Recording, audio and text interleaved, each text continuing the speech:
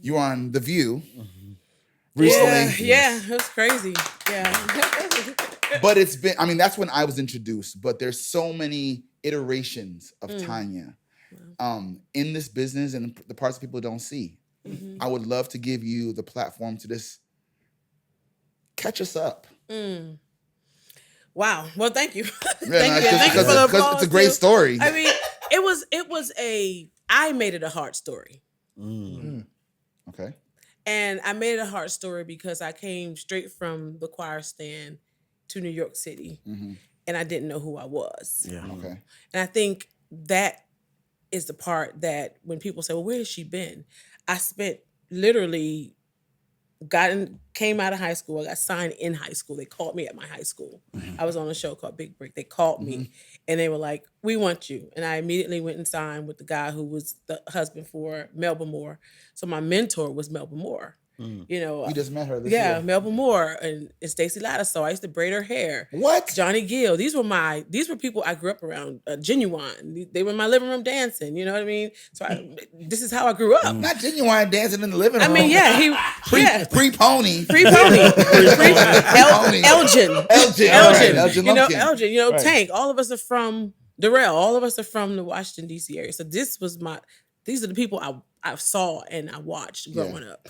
And so when I got into the music business, I didn't realize really what I was getting into. Okay. You know, I never asked the questions. I saw that Stacey done this for years, but I never asked those questions. Yeah.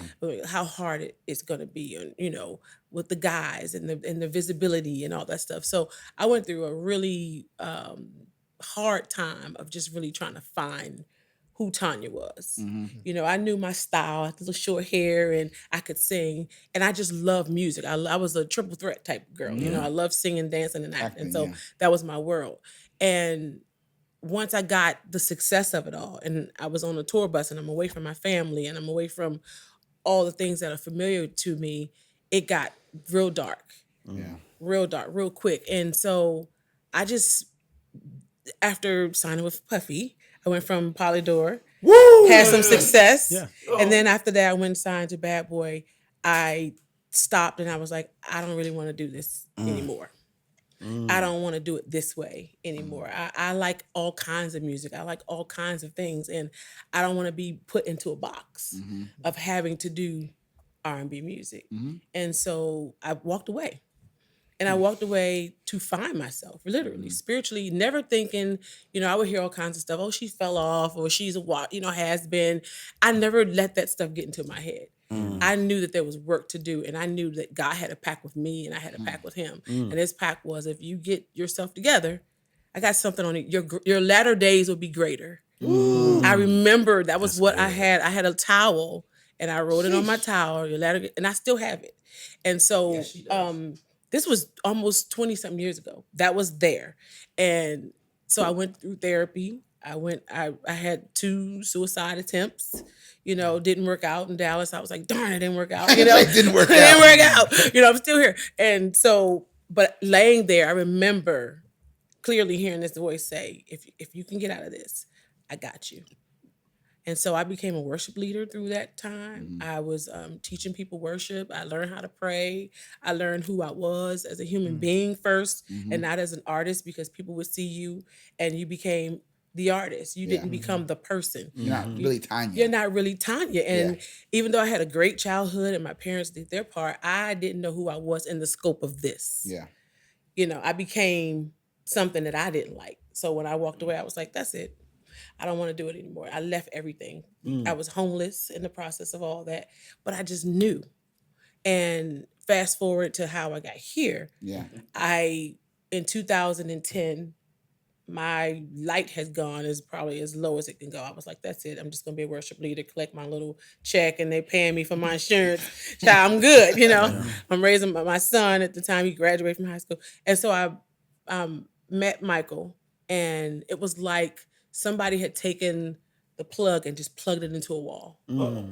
And that's a song. What part are you talking about? Yeah, well, we get to that part. We'll get to the good part later. We're going to get to the plug part because you did plug it. But 6 months later, we had a baby. But and so I found I found somebody who loved music the way I love music the day I fell in love with music. And I got back to what mattered, because in the scope of being in New York and being signed to certain kind of labels, it was the flash, it was the this, it was the that, it was the pretending that you have this and you have that, and everybody was talking about Bentleys, and everybody was talking everything but about the song. everything but the song. What you look like. Oh, you gotta show some skin now. I'm like, I don't want to show skin. No, you got to show. You gotta show some skin.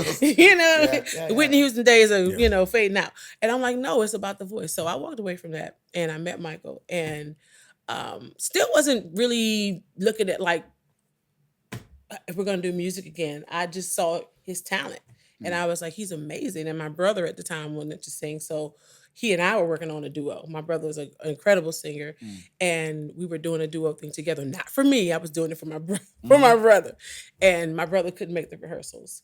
So Michael wrote all these songs for he and I for our project, and my brother didn't show up, and so Michael was doing the reference vocals, and a friend of ours heard our chemistry. I wasn't looking for a relationship because I had a long path of bad situations. You know what I mean? So I wasn't looking for that. I was looking for a friend, and I was looking for, because I was in therapy, right before I met him, and I was looking for somebody that had a heart like mine. And you was looking for a jump off. And I was looking for a jump off. I was. I was single. And he was so pure. He was so pure. He didn't want to do anything or whatever, but that changed because I'm very persuasive.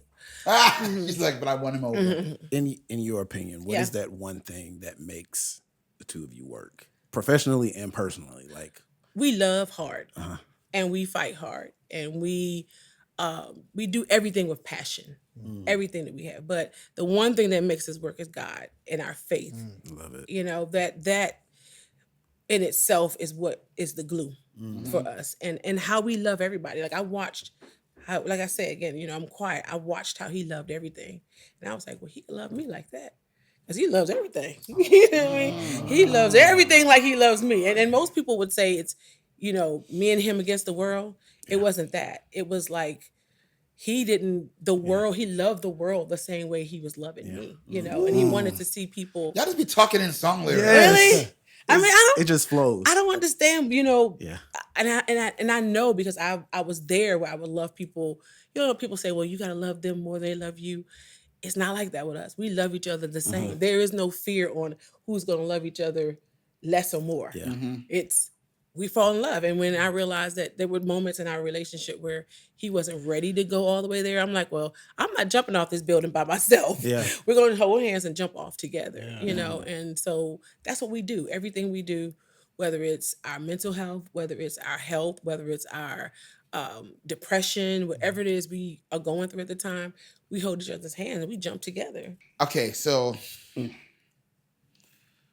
Michael, there's so much to your story that adds the meaning, the soul, the sauce to this combo. Ain't no celebrities in my story. But we talked about how you're working on everyone. I want people to get to know why you sing the way you do, why y'all bond the way you do. Yeah. So just give a little, give your testimony here, because it's a deep one, and it makes the music more rich. Well, I started singing when I was 3 years old, like in church and everything like that. But I didn't understand or connect to it being a young boy from Cleveland, Ohio, from the hood of Cleveland. I was just like, man, I'm just living life and just, doing my thing. And then I ended up having a baby, and I needed to provide for that baby. I literally get to my duty station in Germany on December 8th, and December 10th, I'm on my way to Iraq. And I'm like, oh, I'm about to die. I know this for a fact. I mean, I fantasized over my death. Like, I was like, I can't stop thinking about it. Like, I'm going to die out here. And I created this picture in my head of my daughters living their lives without me. What is my mom and dad how they gonna cry? I mean, I just had this whole idea that was it for me. So in 2004, this is 2004 now, this is how I learned to play the piano. Wow. Yeah. Dang. I On an thought- upright piano in Saddam Hussein's son palace in the middle of war. Yeah. With gold toilets too. Gold toilets. Gold toilets. Yeah. Crazy. I almost got in trouble about the gold toilets because I was trying to like take a piece home. But I learned to play, and That's I so was powerful, figuring out though. the first song I learned to play naturally is "Lean on Me, Bill Withers." You know, it was easy. It was like, okay, I can get killed two birds with one stone. I could do "Lean on Me" and the Rugrats theme song, put it all together. You know, and but it wasn't until, and I tell this story all the time. It wasn't until that guy that showed me that was killed. And fast forwarding now, I have an opportunity where I'm going to come out the military and try to pursue the gift, or do I stay in? And by this time, me and my ex-wife, we're already, On the outs. so I really don't have much to go after. You know, I just got these two beautiful little girls, but the military is offering me 50 grand to stay.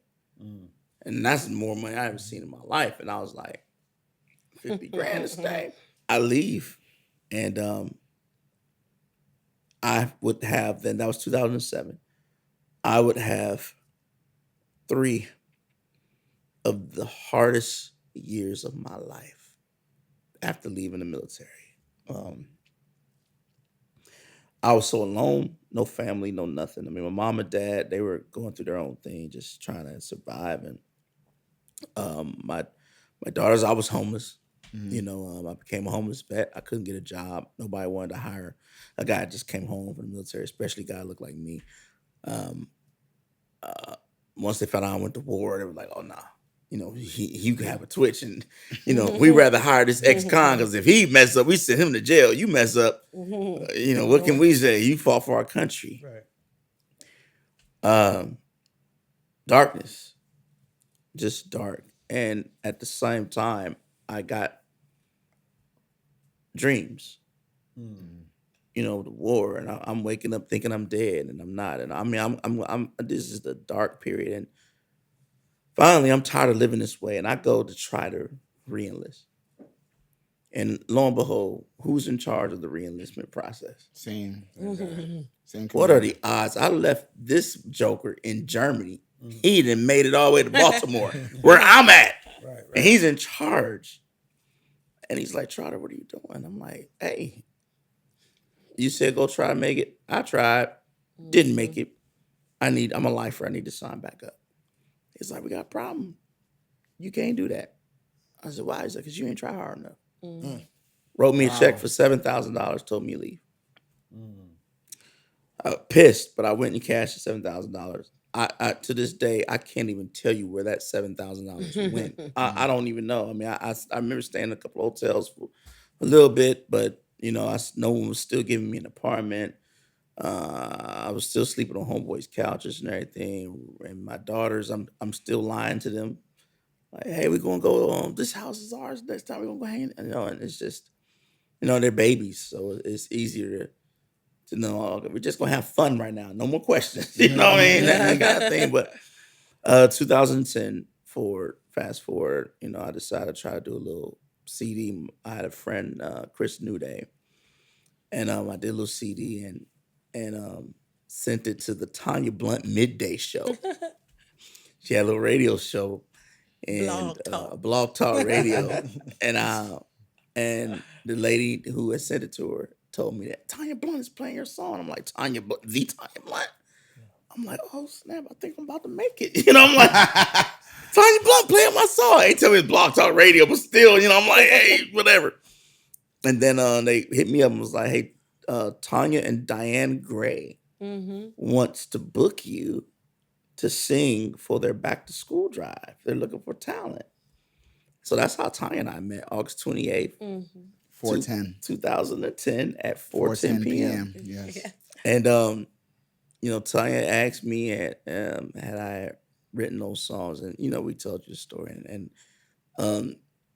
but it was October the 1st where me and Tanya, like, I recognized that she knew that this was forever. You know, we went out to eat at a Thai restaurant, and we just kept talking and talking and talking. And we went to their house and watched movies all night long, just watching movies and talking, and then we go and eat breakfast. Like, this was our routine for like 3 weeks at a like. I mean, Yeah. like I never ever left her side.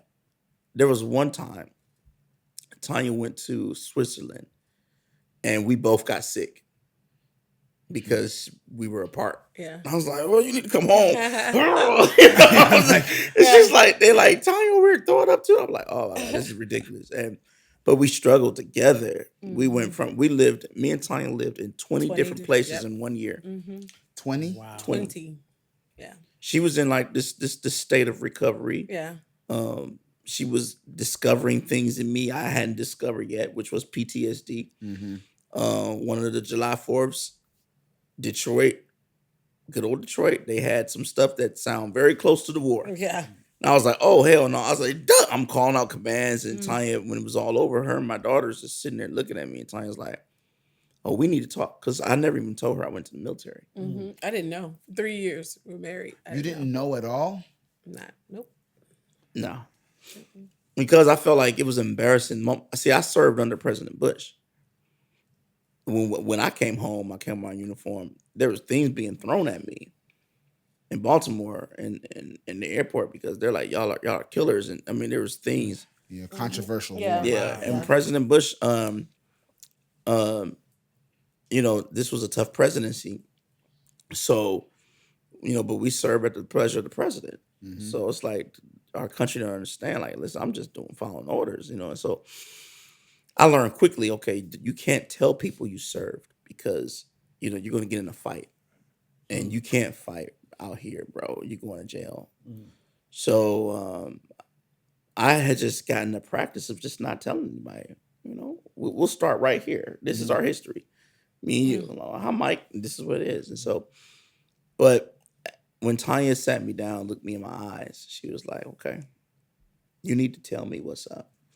Because this is too much. Like, you're diving under the couch and you're yelling out commands. Jumping out of cars, trying to break up fights in the middle of Baltimore, the hood. I'm like, what is happening? Yeah. Yeah, it was crazy. So it's safe to say that you guys, in a lot of ways, saved and healed each other. Oh, for sure.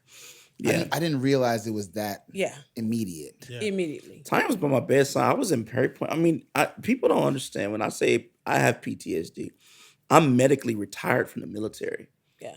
because of this. Yeah. It's So- the reason why you're Yeah. not in the Yeah. military. Yeah. Yeah. He did not, and he doesn't talk. Like when I met him, he wasn't talking No. at all. We'd be in the rooms and he'd just be Unbelievable. just there. Wow. That's Like crazy. 10, 15 years ago, if we were sitting like this, I would be the one having to hold this interview because But he wouldn't. I also told her this. I'll backtrack a little bit. When I recognized that she was seeing something in me, I was not going to hurt another Black woman. Woman, period. But definitely not. Yeah. You know, and I said to her, I sense you're falling for me. Don't. I am not a catch. I said, I've got nothing. I own nothing. I have nothing. I am nothing. I was like, I am what they call a scrub. And I was like, I'm just keeping it a buck with you. I said, do not, I am not taking you home to Papa material. I said, I know how to love. I know I'm supposed to be something. I don't know how I can get to it. I don't even know what the something is. But I know this. I am not the one. You don't fall for me. Yeah. And Tanya was like, that's fair. That's cool. And she grabbed my hands. I was like, she ain't listening at all. And she said, now you told me what you see. Now let me tell you what I see. She said, I see a king. You just need the right kind of queen in your life. Wow. Yeah.